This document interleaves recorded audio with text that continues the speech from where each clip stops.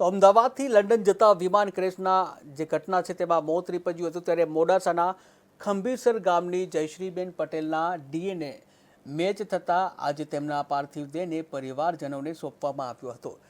જ્યાં જયશ્રીબેનનો મૃતદેહ તેમના પિતૃ વતન ખંભીસર પહોંચતા આખું ગામ હિબકે ચડ્યું હતું।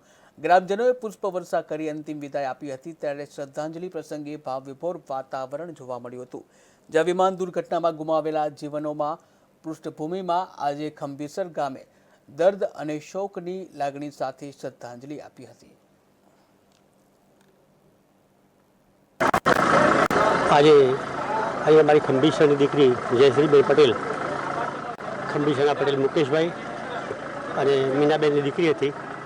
ખૂબ લાડવાળી દીકરી, એને ખૂબ લાડમાં રાખી અને મા બાપે ગરીબ પરિવાર હતો છતાં પણ ખૂબ સારી રીતે ઉછેરી હતી। એને સાયન્સ સુધી, જીમ્નેટિક સાયન્સ સુધી ભણાવી છે, નોકરી કરતી હતી।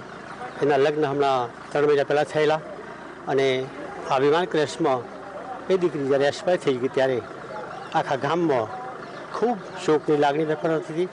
આખું ગામ એ દિવસે, આખા ગામમાં કોઈ દિવસે ખાવાનું પણ બનાવી નહોતું, એટલો શોક હતો।